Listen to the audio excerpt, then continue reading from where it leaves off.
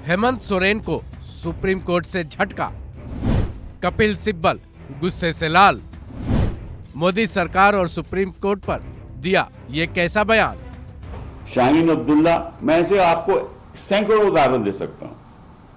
मैं समझता हूं कि हिंदुस्तान के इतिहास में शायद ही ऐसा कोई मौका हुआ हो जब एक सिटिंग मुख्यमंत्री की गिरफ्तारी हुई हो। शायद ही हिंदुस्तान के इतिहास में ऐसा हुआ,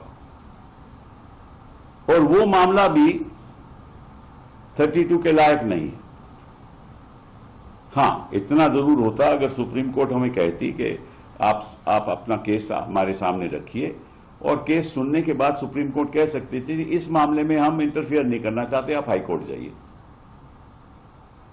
लेकिन यह कहना कि आप हाई कोर्ट पहले जाइए, कोई सुनवाई ना हो, या तो सुप्रीम कोर्ट हमें बताए कि किन मामलों में हम यहां आ सकते हैं, किन मामलों में नहीं आ सकते।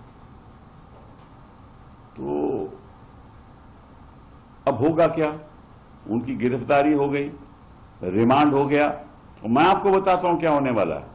इसको कोई ताज्जुब की बात नहीं, हमें तो पहले ही मालूम था कि ये देखिए, ये सरकार चाहती है कि कोई भी विपक्ष का मुख्यमंत्री अपने पद पे नहीं बैठे। अब ये अरविंद केजरीवाल के खिलाफ भी करेंगे। आपको मुझे मालूम है कि इनका मकसद ये है कि डबल इंजन सरकार होनी चाहिए, कोई विपक्ष की सरकार होनी ही नहीं चाहिए। डबल इंजन सरकार का तो मतलब यही है ना कि हमारी सरकार दिल्ली में भी और भाजपा की सरकार वहां भी। ये इनका मकसद है। अब होगा क्या, जब हेमंत जी वहां गिरफ्तारी में होंगे तो 10 केस और इन पे ऊपर थोप दिए जाएंगे, और सब बनावटी केस हैं। ये भी बनावटी केस है। 10 थोप दिए जाएंगे और वो निकलेंगे नहीं, ताकि जब 2024 का इलेक्शन हो तो फायदा भाजपा को। और एक आदिवासी, जिसको मैं समझता हूं कि हिंदुस्तान के इतिहास में शायद ही किसी आदिवासी को ऐसा पद मिला हो,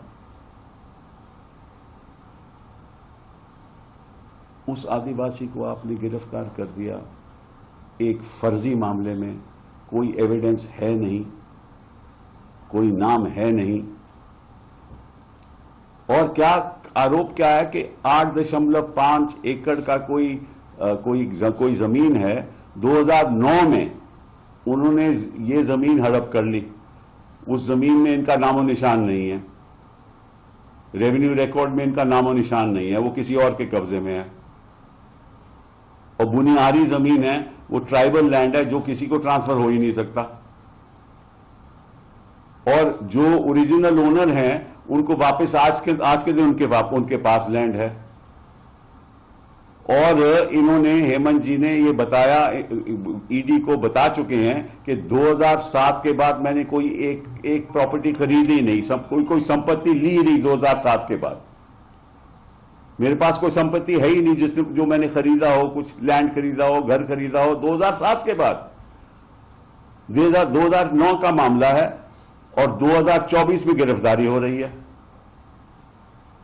और अगर ये बात भी अगर सुप्रीम कोर्ट नहीं सुनेगा तो हम कहां जाएंगे? हाई कोर्ट में क्या सुनवाई होगी? पहले जवाब आएगा, फिर डेट लगेगी, 15 दिन 20 दिन बीत जाएंगे, फिर बहस होगी, फिर जजमेंट होगी। इस बीच तो 10 केस और हो जाएंगे। क्या हो रहा है हिंदुस्तान में? किस किस्म की राजनीति हो रही है? आप ये तो नहीं ऐलान कर देते कि सब चीफ मिनिस्टर को हम हटाएंगे, और सरकार अपनी बनाएंगे। कानून का तो कोई यह मतलब ही है नहीं। और सुप्रीम कोर्ट भी हमें बताए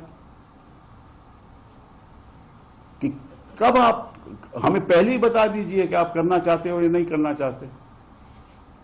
3 जज बिठाने का फायदा ही क्या है? अगर आपने सोचा कि इतना अहम मामला है कि एक चीफ मिनिस्टर की गिरफ्तारी हो रही है और 3 जज बैठ रहे हैं, तो फिर या तो नॉर्मल कोर्स में सुप्रीम कोर्ट में जाता, और अगर 3 जज बैठाए तो तुम्हारी थोड़ी सुनवाई तो कर लेते। उसके बाद आप जो मर्जी, जो मैं आपको बता रहा हूं, अगर हम सुप्रीम कोर्ट के जजेस को बताते और ये बात हम रख पाते तो शायद